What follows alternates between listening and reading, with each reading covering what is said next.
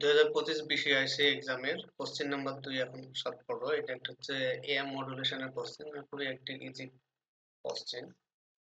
তো আমরা এ মডুলেশনের স্ট্যান্ডার্ড যে ইকুয়েশনটা সেটা আমরা লিখি যে a sub t equals to ac 1 plus a m of t cos of 2 by f ct। এখানে এসি হচ্ছে যে ক্যারিয়ার, যে ক্যারিয়ার হিসেবে যে সিগন্যালটা ইউজ করি সেটার হচ্ছে যে পিক ভ্যালু এসি, আর কে এটা হচ্ছে মডুলেশন ইন্ডেক্স, না sorry modulation sensitivity of the modulator, আর এম অফ টি হচ্ছে মেসেজ সিগন্যাল, আর এফসি হচ্ছে কি ক্যারিয়ার সিগন্যালের যেটা আছে সেটা হচ্ছে ফ্রিকোয়েন্সি, ক্যারিয়ার ফ্রিকোয়েন্সি পাওয়া যায়। ঠিক আছে, এখন এটাকে যদি আর একটু লেখা হয় যেটা হচ্ছে 1 plus A, let's say M of T সমান হচ্ছে আমরা একটা মেসেজ সিগন্যাল যেখানে হচ্ছে এম cos অফ 2 পাই যদি হয় এটা হয়, তাহলে আমরা যদি এম অফ টি এর জায়গায় বসাই M cos of 2 pi f m of t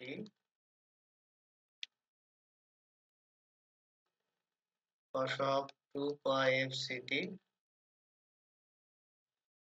তাহলে যদি কে ইনটু হচ্ছে m of t এর যে ম্যাক্সিমাম যে ভ্যালু এই দুটো মাল্টিপ্লাই করলে যেটা পাওয়া যায় সেটাকে বলি আমরা মডুলেশন ইনডেক্স বাই মিউ বলি। ঠিক আছে, তার মানে কে এবং হচ্ছে মেসেজ সিগন্যাল যেহেতু একটা সাইনোসয়েডাল সিগন্যাল, এটা হচ্ছে পিক ভ্যালু পাবে, তার মানে কে এম ইকুয়ালস টু হচ্ছে মডুলেশন ইন্ডেক্স। তাহলে আমরা এখানে 1 প্লাস কে এবং এম এর জায়গায় আমরা কি লিখতে পারি, মিউ লিখতে পারি, আর এটা লিখতে পারি cos of 2 pi f of m of t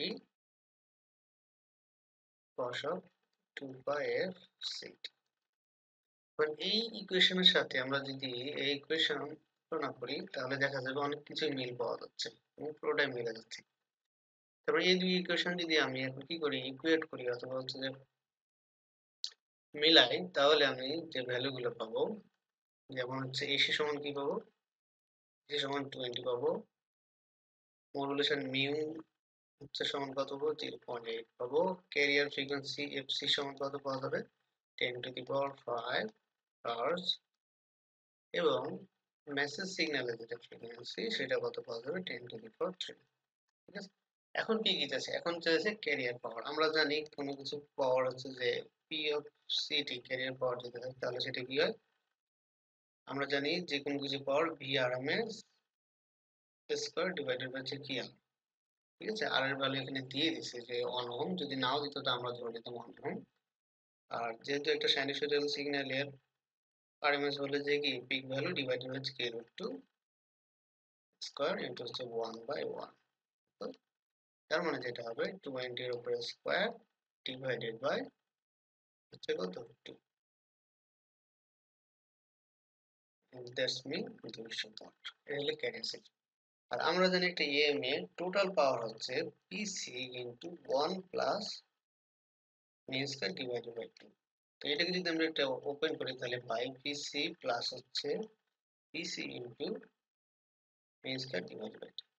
তার মানে এই পিসি হচ্ছে ক্যারিয়ার পাওয়ার, আর এইটুকু তাহলে কি হচ্ছে, এইটুকু হচ্ছে সাইড ব্যান্ড পাওয়ার। মানে একটা যে মডুলেটেড সিগন্যালের ক্যারিয়ার পাওয়ার এবং সাইড ব্যান্ড পাওয়ার গুলো মিলে হচ্ছে টোটাল পাওয়ার। তার মানে পিসি যদি ক্যারিয়ার পাওয়ার হয় তাহলে পিসি ইনটু মিন স্কয়ার ডিভাইডেড হচ্ছে কি হচ্ছে সাইড ব্যান্ড।